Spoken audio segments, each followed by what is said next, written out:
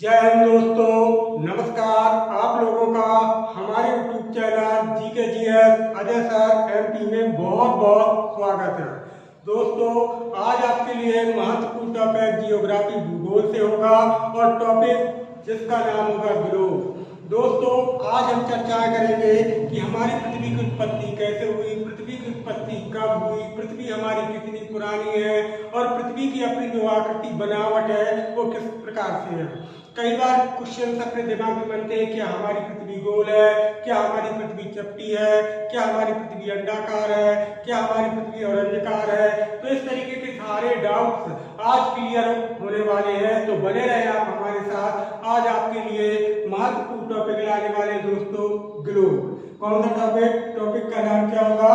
तो टॉपिक का नाम होगा दोस्तों, बहुत ही महत्वपूर्ण टॉपिक बनने वाला है और वह ग्लोब। बहुत ही मजा आने वाला है दोस्तों आज आपको ग्लोब में। तो देखेंगे ग्लोब। अब ग्लोब होता क्या है, ग्लोब के रचनाकार कौन है, इस तरीके के छोटे छोटे प्रश्न बनेंगे। पहले अपन बात करते हैं ग्लोब है क्या। ग्लोब है क्या? तो पृथ्वी के बड़े आकार को, याद रखिएगा दोस्तों, पृथ्वी के बड़े आकार को छोटे से रूप में प्रदर्शित कर समझना या समझाना क्या कहलाता है? ग्लोब कहलाता है। क्लियर हुआ दोस्तों? परिभाषा में क्या क्लियर हुआ कि पृथ्वी, अब आपको पता है दोस्तों हमारी पृथ्वी बहुत बड़ी है। कितनी बड़ी है? बहुत बड़ी। क्लियर है ना दोस्तों? तो अब मान लीजिए मैं एक अध्यापक हूँ और आप एक स्टूडेंट हैं और आपको मैं ग्लोब के बारे में समझाना चाहता हूँ। तो मैं एक अध्यापक को कोई बजरंग बली तो हूँ नहीं कि आपको पृथ्वी लेके आऊँगा और दिखाऊंगा कि ये हमारी पृथ्वी चपटी है, ये हमारी पृथ्वी मोटी है, ये हमारी पृथ्वी उठी हुई है, ये हमारी पृथ्वी गोलाकार है, या हमारी पृथ्वी अंडाकार है, या हमारी पृथ्वी औरंजाकार है। तो आज ग्लोब के माध्यम से आपको बताया जाएगा कि आपकी पृथ्वी कैसी है। तो हमने क्या परिभाषा क्लियर की? परिभाषा में क्लियर किया कि पृथ्वी के बड़े आकार को छोटे से रूप में प्रदर्शित कर समझना या समझाना क्या कहलाता है दोस्तों? ग्लोब। तो अब तो नहीं भूलोगे ना भाई? भूलोगे तो अभी बता दीजिए, क्योंकि अगर आपको पता चले पूरा ग्लोब आता है और परिभाषा ही नहीं है तो क्लियर है ना भाई कि पृथ्वी के बड़े आकार को, आकार यानी स्वरूप बनावट, पृथ्वी के बड़े आकार को छोटे से रूप में प्रदर्शित कर समझना या समझाना, ये क्या कहलाता है? ग्लोब की स्थिति कहलाती है। क्लियर है दोस्तों? तो अब क्वेश्चन बनेंगे कि ग्लोब में मुख्यतः कितनी रेखाएं दर्शाई जाती हैं। तो ग्लोब में मुख्यतः 3 रेखाएं दर्शाई जाती है। कौन सी 3 रेखाएं दर्शाई जाती है वो अपन क्लियर करने वाले हैं बहुत जल्दी। तो उनमें से जो पहली रेखा है, एक एक रेखा क्लियर करते चलेंगे। यह जो रेखा है जो हमारी पृथ्वी के बीचों बीच खींची जा रही है, देख रही दोस्तों, आपको समझ में आ रही है? देखिए ये रेखा जो हमारी पृथ्वी के बीचों बीच खींची जा रही है, यह रेखा बिल्कुल क्लियर हो रहा है ना दोस्तों? यह बीच वाली रेखा जो हमारी पृथ्वी के बीचों बीच 2 भागों में क्या कर रही है? विभाजित कर रही है। रेखा क्लियर है दोस्तों? यह वाली रेखा। तो इस रेखा को अपन क्या कहेंगे? इस रेखा को कहने वाले हैं अपन 0 डिग्री अक्षांश रेखा। क्या कहने वाले हैं दोस्तों? इस रेखा को कहने वाले हैं अपन 0 डिग्री अक्षांश रेखा। क्या कहने वाले हैं? 0 डिग्री अक्षांश रेखा। एक क्वेश्चन बनता है कि वह रेखा जो हमारी पृथ्वी को बीचों बीच 2 भागों में, कितने भागों में? 2 भागों में।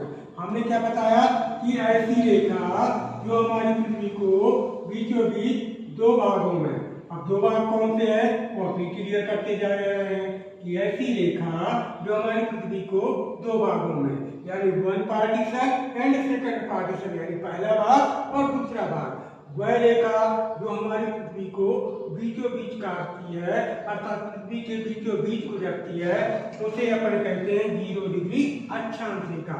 और इसी को क्या कहा जाता है दोस्तों? इसी का एक नाम और है, इसी का नाम है भूमध्य रेखा। क्या नाम है? भूमध्य रेखा, यानी 0 डिग्री अक्षांश रेखा भी कहते हैं। और इसी को क्या कहते हैं? इसी को कहते हैं भूमध्य रेखा। और इसे किस नाम से जाना जाता है? और इसी को कहते हैं दोस्तों विषुवत रेखा। क्लियर है दोस्तों? तो ये तीनों नाम एक ही है। क्या है? ये तीनों नाम एक ही है। क्या अपन इसे विषुवत रेखा कहें या 0 डिग्री अक्षांश रेखा कहें या किसी को अपन भूमध्य रेखा। यानी एक बार पुनः सुनेंगे कि वह रेखा जो हमारी पृथ्वी को बीचों बीच दो भागों में, वह रेखा जो हमारी पृथ्वी को बीचों बीच दो भागों में विभाजित करती है, वन पार्टीशन सेकंड पार्टीशन, उसे अपन किस नाम से जानते हैं? इसको कहते हैं अपन 0 डिग्री अक्षांश रेखा। क्या कहते हैं दोस्तों? इसी को कहते हैं 0 डिग्री अक्षांश रेखा। क्या कहते हैं? 0 डिग्री अक्षांश रेखा। और इसी को क्या कहते हैं? इसी को अपन दूसरे नाम से जानते हैं विषुवत रेखा। क्या कहते हैं? विषुवत रेखा। और इसी को क्या कहते हैं? इसी को कहते हैं भूमध्य रेखा। क्लियर? तो कितने नाम आए दोस्तों? इसके 3 नाम।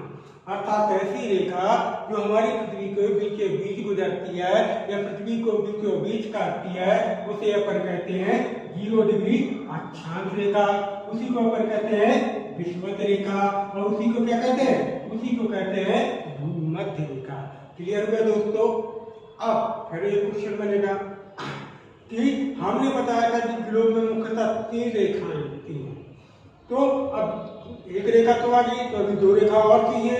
तो याद रखिएगा विषुवत रेखा के 23.5 डिग्री उत्तरी गोलार्ध, ये जो गोलार्ध होता है उधर, ये क्या होता है? ये होता है उत्तरी गोलार्ध और ये होता है आपका दक्षिण गोलार्ध। तो याद रखिएगा विषुवत रेखा के 23.5 डिग्री उत्तर की ओर। क्यों? क्योंकि उत्तर कहाँ आएगा दोस्तों? ऊपर। और दक्षिण कहाँ होगा बेटा? दक्षिण होगा आपका यहाँ। और पश्चिम कहाँ होगा? पश्चिम होगा यहाँ। और पूरब कहाँ होगा? पूरब होगा यहाँ। क्लियर है? अब कई लोगों के दिमाग में चल रहा होगा कि सर ने अपने आप भी लिख लिया उत्तर ऊपर, दक्षिण नीचे, पश्चिम बाएं और पूरब दाएं। इसके लिए एक ट्रिक होती है। ट्रिक कैसे क्लियर करूँ मैं आपकी? कि जैसे मान लीजिए मैंने एक ट्रिक लिखी। अब देखिए, आप हो सकता है पुलिस की तैयारी कर रहे हो, एसआई की तैयारी कर रहे हो या पीएससी की तैयारी कर रहे हो। आपको पता है रीजनिंग का एक टॉपिक होता है, रीजनिंग एक विषय होता है, रीजनिंग भी आती है। तो मान लीजिए कल प्रश्न आया कि मोहन के पिता विक्रम पूर्व केंद्र से उत्तर की ओर 10 मीटर, बाएं मुड़कर 10 मीटर, दाएं मुड़कर 18 मीटर, अब वो किस दिशा में मुंह करके खड़े हुए, ऐसे क्वेश्चन बनते ना भाई। तो दिशा संबंधी, तो उस प्रकार से आपको दिशा का ज्ञान होना चाहिए। तो हमने आपसे यहाँ बताना चाहते हैं उत्तर और दक्षिण पश्चिम पूरा वैसे कैसे लिखा। तो उसके लिए ट्रिक होती है। ट्रिक क्या होती है? पप्पू उदाहरण। क्या होती है दोस्तों? ट्रिक होती है पप्पू उदाहरण। अब इस ट्रिक के माध्यम से क्या हो जाएगा दोस्तों? आपका जो दिशा वाला क्वेश्चन है वो क्लियर होते चलेंगे। जैसे पहला शब्द देख सकते हैं, इसमें पहला अक्षर क्या लिखा है? पा। तो देखिए हिंदी हमेशा जो होती है दोस्तों वो बाएं से दाएं की ओर लिखी जाती है, हमेशा बाएं से दाएं की ओर लिखी जाती है। और जो उर्दू होती है वो दाएं से बाएं की ओर, अर्थात उर्दू इस साइड से आएगी दाहिने साइड से और हिंदी इस साइड से। यानी अगर हिंदी में कुछ भी लिखना है अपने को तो बाएं साइड से चालू करेंगे और दाएं में खत्म होगी। लेकिन अगर उर्दू की बात करें तो दाएं से चालू होगी और बाएं में खत्म होगी। क्लियर है ना दोस्तों? और अंग्रेजी तो ऐसी होती है, ना बाएं से ना दाएं से, यहाँ का टू द और यहाँ का फलाने ढिकाने प्रिंसिपल। क्लियर है ना भाई? तो पहला अक्षर क्या है? पा। तो पा से क्या बन गया अपना? पश्चिम। अब भाई शॉर्ट का जमाना है तो पा से बन गया पश्चिम। इसके बाद देखेंगे दूसरा अक्षर है इसमें आधा पा। तो ये आधा पा हो गया। तो चाहे अधूरी पढ़ाई हो, चाहे अधूरी लड़ाई हो, चाहे अधूरा प्रेम हो, उसका कोई मतलब नहीं निकलता दोस्तों। क्या नहीं निकलता? मतलब नहीं निकलता। इसके बाद देखेंगे तीसरा अक्षर है इसमें ऊ। तो ये बन गया पूरा। और ऊ है ऊपर तो उत्तर हो गया ऊपर, और दा है नीचे तो दक्षिण हो गया नीचे। तो बन गया पप्पू। और बोले तो उदाहरण, बोले तो पप्पू उदाहरण। क्लियर है ना दोस्तों?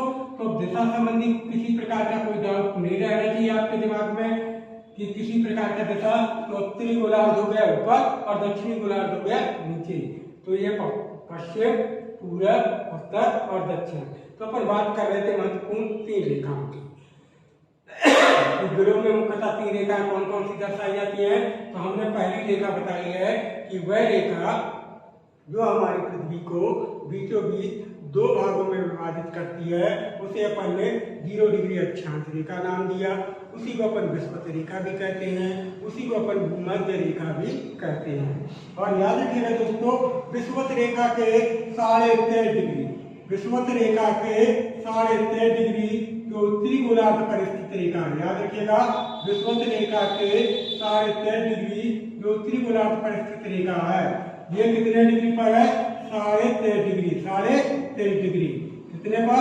13.5 डिग्री पर। क्लियर? इस रेखा को क्या कहते हैं? इस रेखा को अपन कहते हैं कर्क रेखा। क्या कहते हैं दोस्तों? कर्क रेखा। क्लियर? यानी विषुवत रेखा के 23.5 डिग्री, कितने डिग्री? 23.5 डिग्री जो उत्तर पर स्थित रेखा है, उस रेखा को अपन कहते हैं क्या? कर्क रेखा।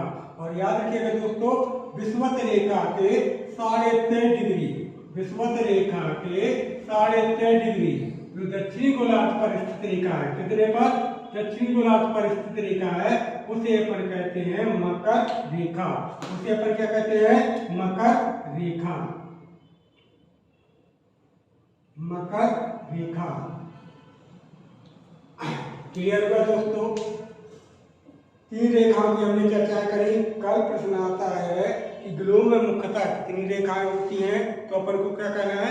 3 रेखाएं होती हैं। और वो 3 रेखाएं कौन सी होती हैं? तो 3 रेखाओं में पहली अपन ने रेखा क्लियर की, वह है विषुवत रेखा, इसे भूमध्य रेखा भी कहते हैं, जिसे 0 डिग्री अक्षांश रेखा कहते हैं। और विषुवत रेखा के 23.5 डिग्री उत्तर की ओर, याद रखिएगा, उत्तर कहाँ की ओर है? ऊपर की ओर।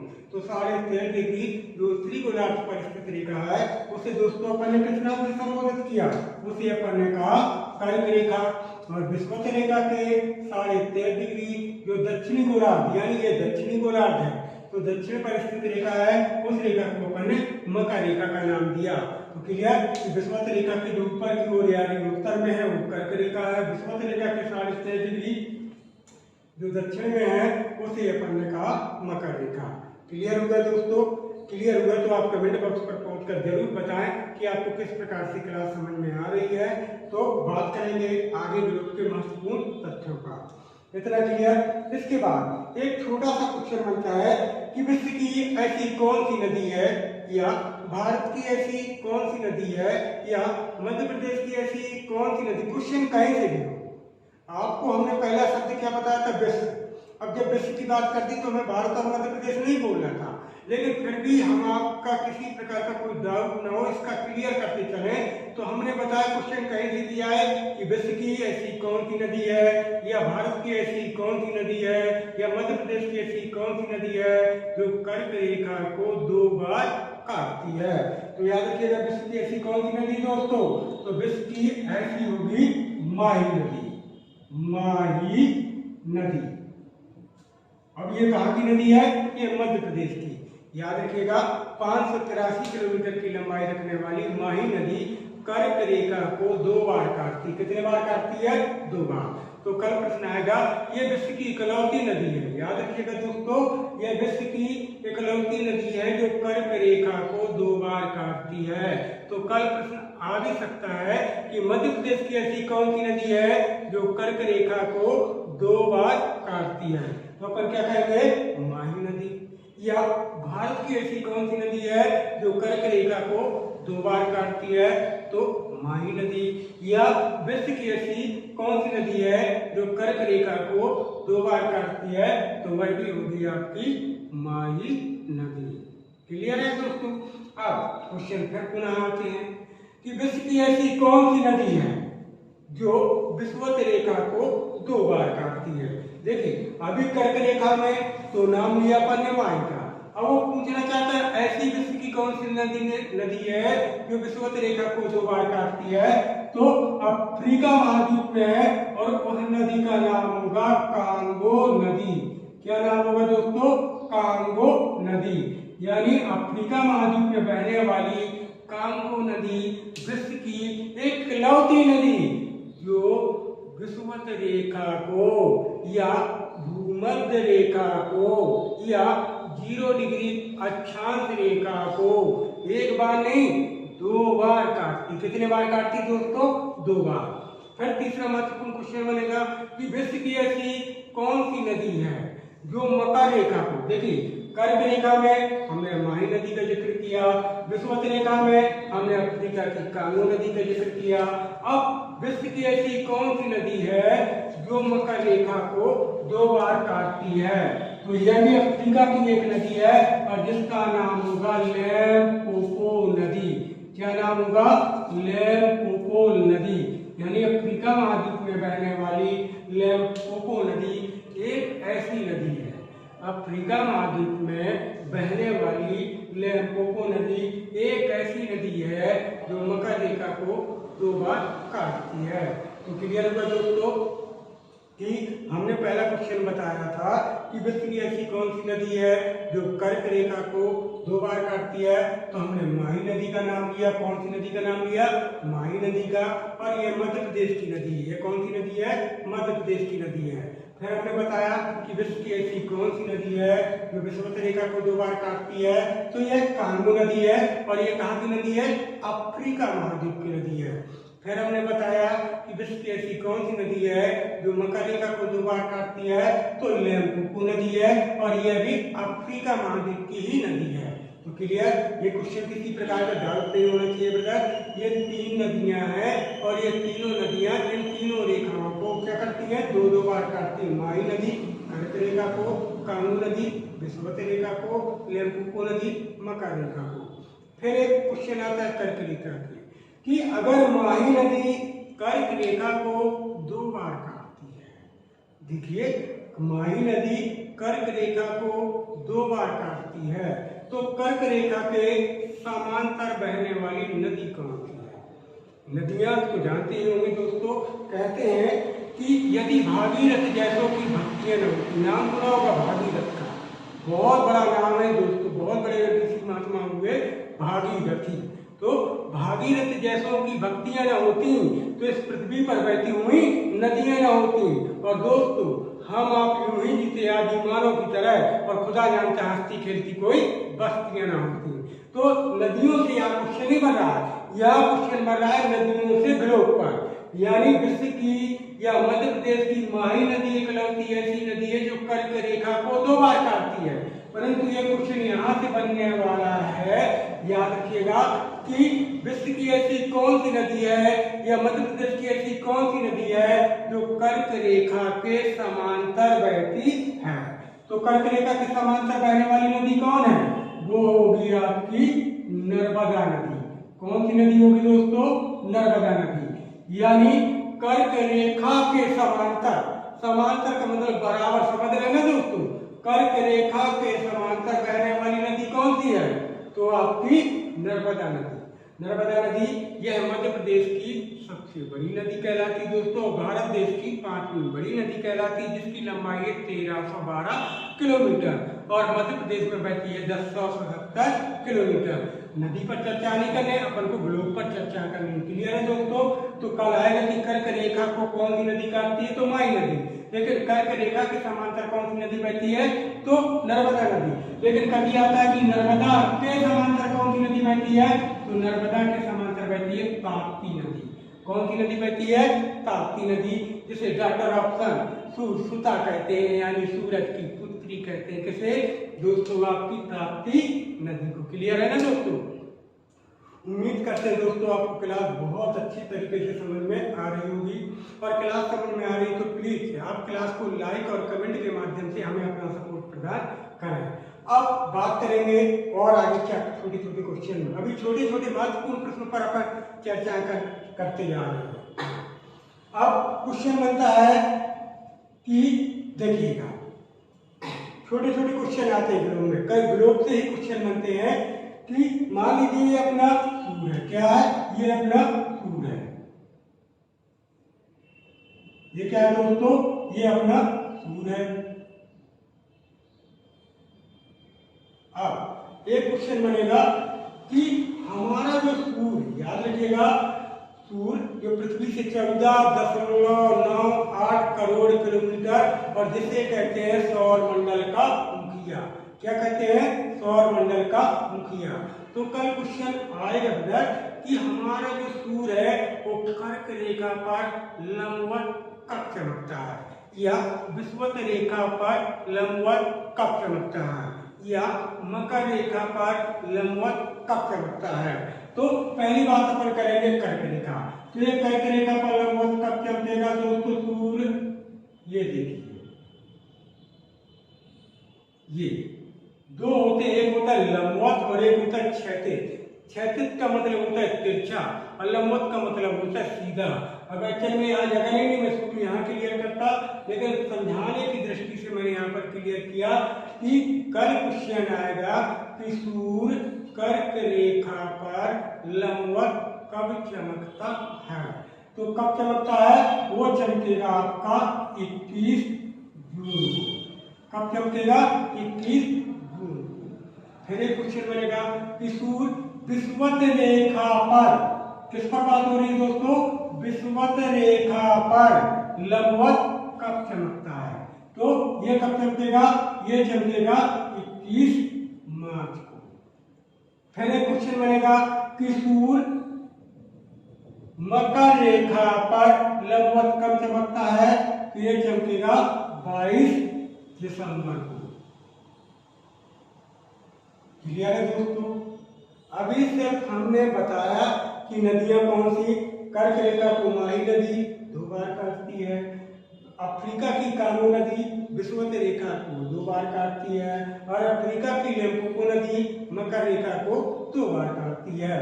फिर हमने चर्चा की कि जो सूर्य है ये लंबवत कर्क रेखा पर कब चमक रहा है, तो 21 जून के दिन चमक रहा है। सूर्य विषुवत रेखा पर लंबवत कब चमक रहा है, तो 21 मार्च को चमक रहा है।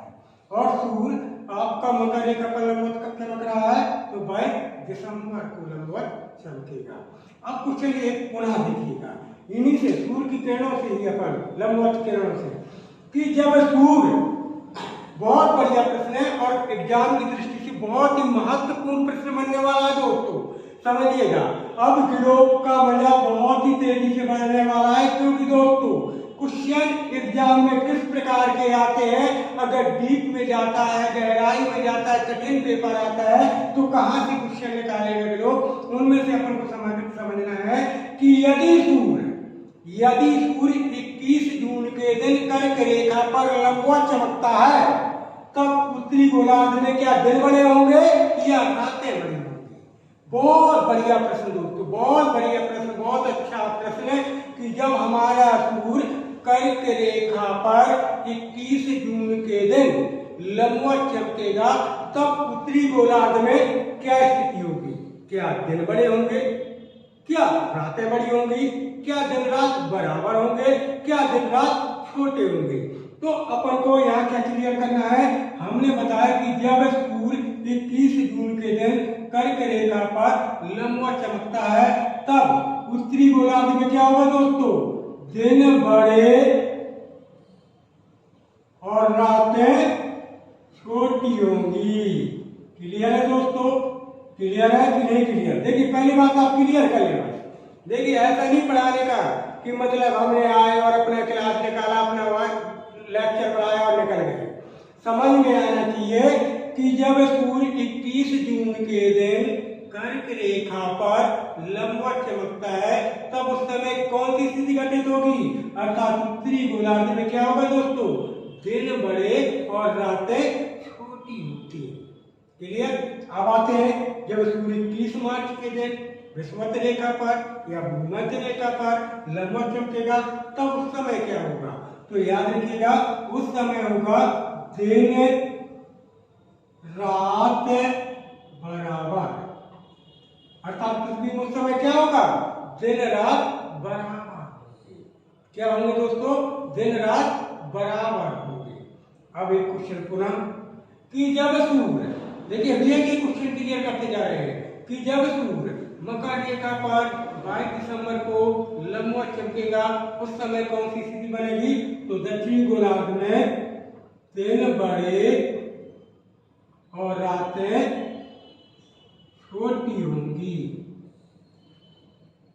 अब देखिए, अब आपको एक प्रश्न बहुत ही ज्यादा डाउट उत्पन्न करने वाला है कि सर आपने 21 जून के दिन भी दिन बड़े और रातें छोटी की, आपने 22 दिसंबर को दिन बड़े और रातें छोटी की। तो ये कंफ्यूजन वाला प्रश्न है ना दोस्तों, तो कंफ्यूज मत होइएगा। अभी ग्लोब समाप्त नहीं हुआ है, अभी तो ये नंबरिंग है ग्लोब की। देखिए ग्लोब की नंबरिंग है, तो आप समझिएगा बेटा, ये आपका कौन सा गोलार्ध है? ये आपका दक्षिणी गोलार्ध है। कौन सा गोलार्ध है? ये आपका दक्षिणी गोलार्ध है दोस्तों। कौन सा गोलार्ध है? दक्षिणी गोलार्ध है। क्लियर? ये कौन सा गोलार्ध है? दक्षिणी गोलार्ध है। और ये कौन सा गोलार्ध है? ये आपका उत्तरी गोलार्ध है। क्लियर है ना दोस्तों? उत्तरी गोलार्ध है। क्लियर? तो आप याद समझो, ये आपका कौन सा है? ये आपका उत्तरी गोलार्ध है। और ये आपका कौन सा है? ये आपका दक्षिणी गोलार्ध है। हमने ये कहा है कि जब सूर्य 21 जून के दिन कर्क रेखा पर लंबवत चमकता है तो उत्तरी गोलार्ध में दिन बड़े और रातें छोटी होती है। अर्थात उत्तरी गोलार्ध में अब एक प्रश्न और बनेगा कि उत्तरी गोलार्ध में सबसे बड़ा दिन कब होगा? तो सबसे बड़ा दिन कब होगा? सबसे बड़ा दिन होगा 21 जून को। और सबसे छोटा दिन कब होगा? तो सबसे छोटा दिन होगा 22 दिसंबर को। क्लियर है दोस्तों? हमने बताया कि जब सूर्य 21 जून के दिन कर्क रेखा पर लंबवत चमकता है तब उत्तरी गोलार्ध में दिन बड़े और रातें छोटी होती हैं। तो एक प्रश्न और निकलता है कि उत्तरी गोलार्ध में सबसे बड़ा दिन कब होता है? तो उत्तरी गोलार्ध में सबसे बड़ा दिन ये कब होगा? यहाँ पर होगा बड़ा दिन। तो बड़ा दिन कब होगा? बड़ा होगा आपका 21 जून के दिन। और छोटा कब होगा उत्तरी गोलार्ध में? तो छोटा होगा 22 दिसंबर के दिन। क्लियर हुआ ना दोस्तों कि जब सूर्य 21 जून के दिन कर्क रेखा पर लंबवत चमकता है तब उत्तरी गोलार्ध में दिन बड़ी और रातें छोटी। तो हमारा भारत देश उत्तरी गोलार्ध पर स्थित है। क्लियर है ना दोस्तों?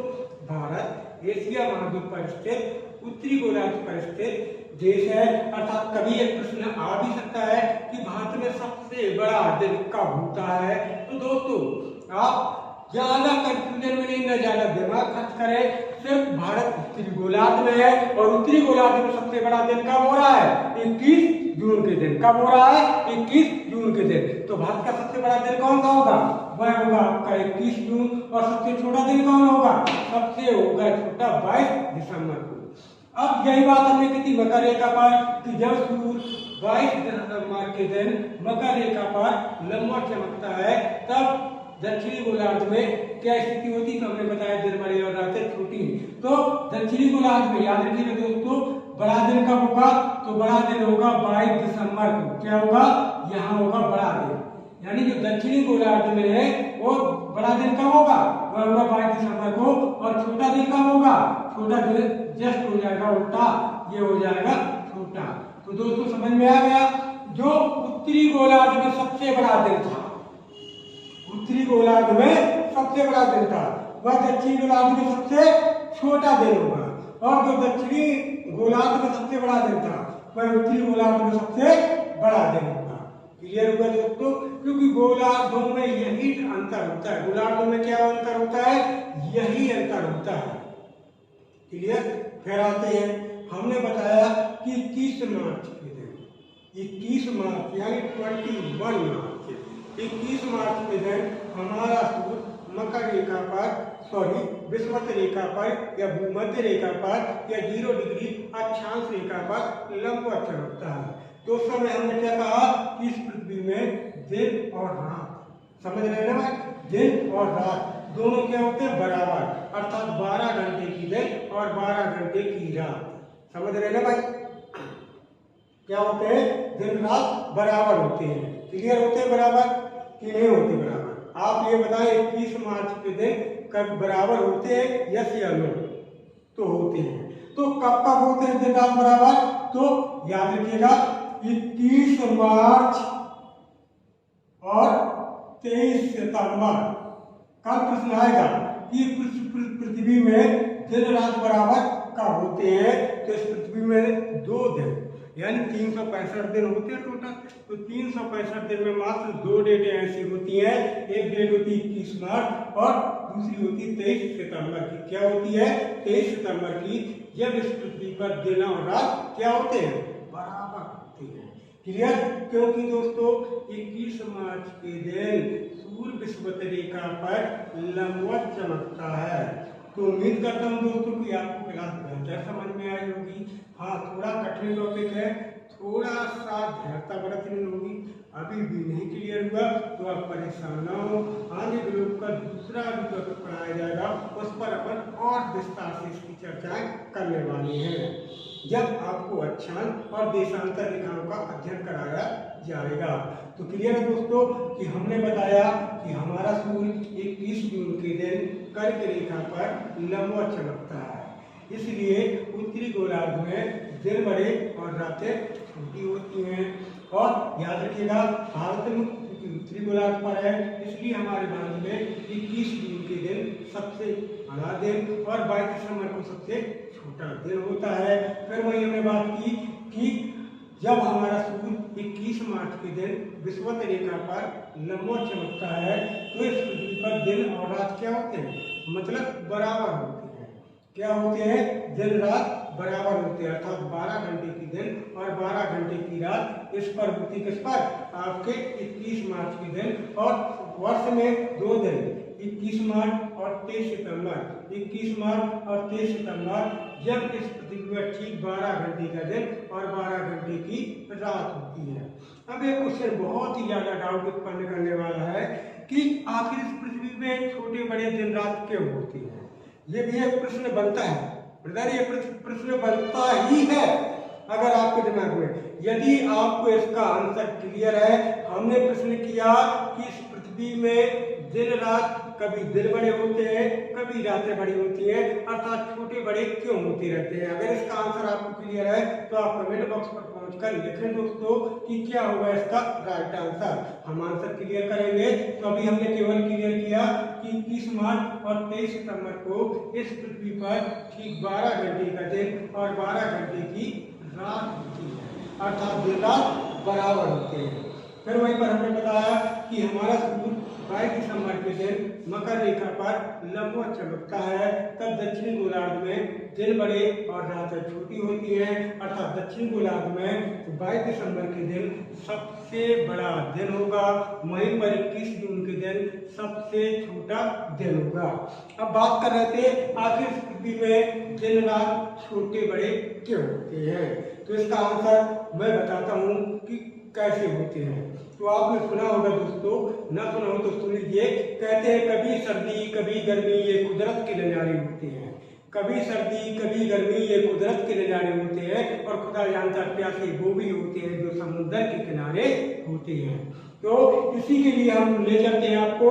आपने सदैव सुना होगा कि हमारी पृथ्वी का जो अच्छी झुकाव है वो है 3.5 डिग्री।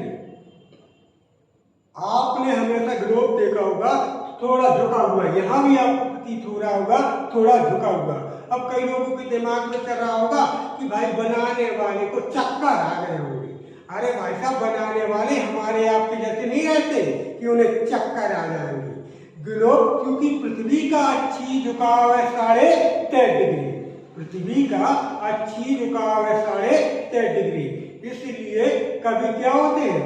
दिन बड़े होते हैं, कभी रातें बड़ी होती हैं। तो पृथ्वी का दिन रात का छोटा बड़ा होना पृथ्वी के झुकाव के कारण क्लियर होता है। क्लियर है ना दोस्तों? क्लियर कि पृथ्वी में छोटे बड़े दिन रात क्यों होते हैं? क्योंकि पृथ्वी का अच्छी झुकाव रहता है 23.5 डिग्री, इसलिए इस पृथ्वी में कभी दिन बड़े होते हैं तो कभी रातें बड़ी होती हैं। क्लियर है? इतना क्लियर हो रहा है दोस्तों कि नहीं हो रहा क्लियर? पहले आप बता दीजिए। आप अगर न क्लियर हो पा रहा हो तो मैं और एक्सप्लेन करूँ इसको, तो कभी आएगा। चलिए मैं और अच्छे तरीके से एक्सप्लेन कर देता हूँ। क्वेश्चन बिलो में 5 प्रकार से बनते हैं। कैसे क्वेश्चन बनते हैं? उन्होंने कहा कि पहला क्वेश्चन बनता है कि इस पृथ्वी पर झुकाव, हमारी पृथ्वी का परिक्रमण काल क्या होगा, परिभ्रमण काल क्या होगा, या पृथ्वी पर दिन रात कैसे होता है, या पृथ्वी पर मानक समय कैसे होता है। तो ये धीरे धीरे क्रम से आने वाले क्वेश्चन है, उसके भी थोड़ा नहीं क्या आप समझ नहीं पाएंगे ना। तो अभी आप केवल एक प्रश्न समझिए कि इस पृथ्वी पर दिन रात बड़े या छोटे क्यों होते हैं, क्योंकि पृथ्वी का अच्छी झुकाव है 13.5 डिग्री। अब बात करेंगे अपन यूरोप का। विषुवत रेखा ये रही जो पृथ्वी को टू पार्टीशन में उत्तरी गोलार्ध एंड दक्षिणी गोलार्ध में विभाजित करती है। अब देखिएगा दोस्तों, बहुत ही अच्छे प्रश्न, बहुत बड़े एग्जाम के लिए और छोटे छोटे एग्जामों में आ भी सकता है। मैं ये नहीं कहता कि पीएससी स्पेशल, एसएससी स्पेशल, तो ये पटवारी आजकल क्या हो रहा है कि दोस्तों पेपर ज्यादा से ज्यादा कठिन बनाए जा रहे हैं, तो आप समझिएगा। विषुवत रेखा के 35 डिग्री, कितने डिग्री पर? 35 डिग्री दक्षिणी अक्षांश रेखा को क्या कहते हैं? ये कौन सी रेखा है? दक्षिणी अक्षांश रेखा, यानी विषुवत रेखा के 35 डिग्री पर जो रेखा है उसे अपन कहते हैं दक्षिणी अक्षांश रेखा। तो इसे क्या बोलते हैं? इसे बोलते हैं अश्व अक्षांश। क्या बोलते हैं मतलब? अश्व अक्षांश। अब विषुवत रेखा के 40 डिग्री दक्षिणी अक्षांश रेखा को क्या बोलते हैं? इसे बोलते हैं मतलब अपन गरजता चालीसा। क्या बोलते हैं? गरजता चालीसा। और विषुवत रेखा के 50 डिग्री दक्षिणी अक्षांश रेखा को क्या बोलते हैं? इसे बोलते हैं प्रचंड 50। और विषुवत रेखा के 60 डिग्री इसे क्या बोलते हैं? इसे बोलते हैं अपन चीकता साठा। क्या बोलते हैं? चीकता साठा। कल आएगा कि विषुवत रेखा की 35 डिग्री दक्षिणी अक्षांश रेखा को, किसको? दक्षिणी अक्षांश रेखा को अपन क्या कहेंगे? उसे अपन कहेंगे अश्व अक्षांश। अब अश्व अक्षांश ये मैं बता दूं कि एक प्रकार की हवाएं, एक प्रकार के तूफान टाइप के हैं दोस्तों।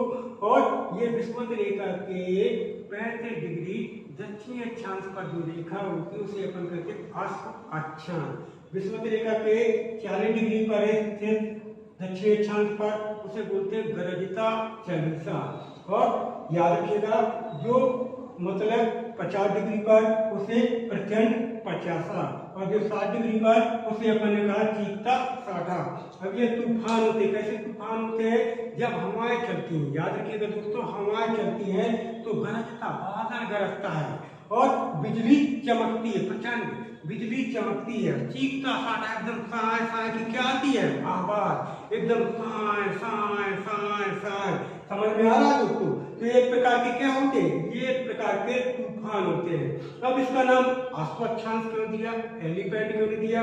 तो कहते हैं कि उद्योगपति व्यापारी भाई जहाज में समुद्र के माध्यम से, याद रखिएगा शिप के माध्यम से एक देश से दूसरे देश घोड़े लेकर के व्यापार करने जा रहे थे। और जहाज जब 35 डिग्री पर चल रहा था तो घोड़ों का दाब क्या उसमें जहाज में ज्यादा होने के कारण जहाज डूबने की स्थिति में आ गया। तो कहते घोड़ों को वहां से क्या लगा दी? जंप लगा दी। इसलिए उस डिग्री का नाम हो गया 35 डिग्री का अश्व अक्षांश रेखा। क्या हो गया? अश्व अक्षांश रेखा। क्लियर है दोस्तों?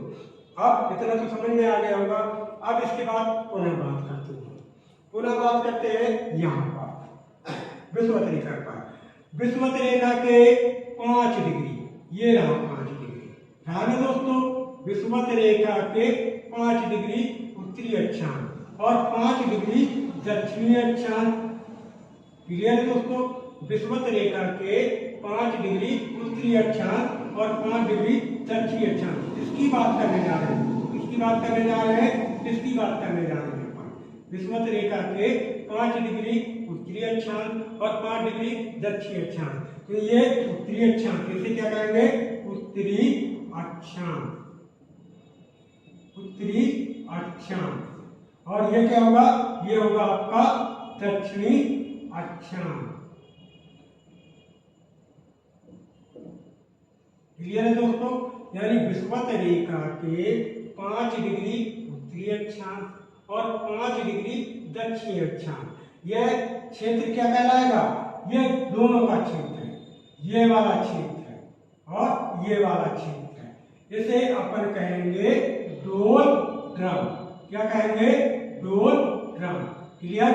यानी हमने क्या क्लियर किया कि विषुवत रेखा के 5 डिग्री उत्तरी अक्षांश और 5 डिग्री दक्षिणी अक्षांश के मध्य का जो क्षेत्र है, इसे अपन ने क्या नाम दिया, इसे अपन ने नाम दिया डोलड्रम।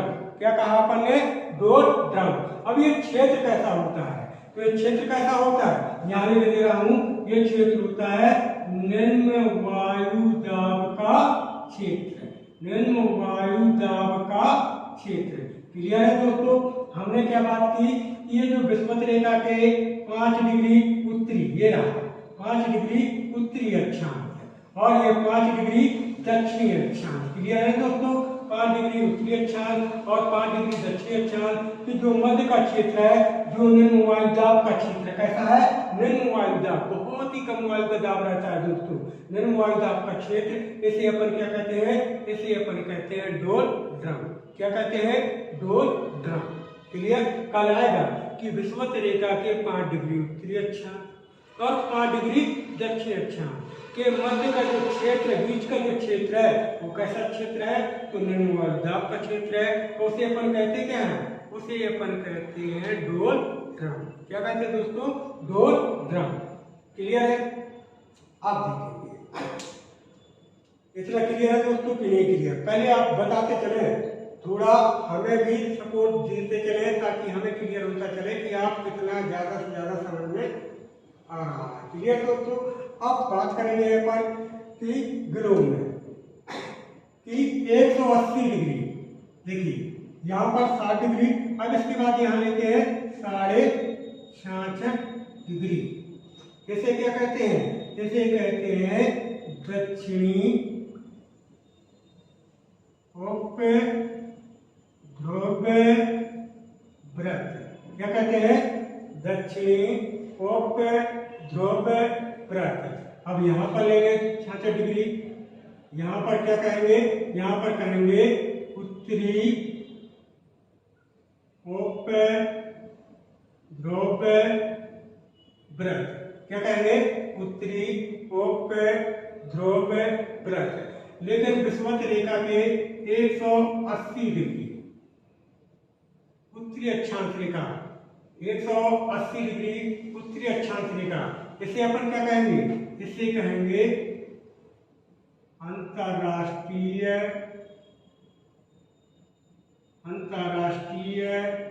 तिथि रेखा।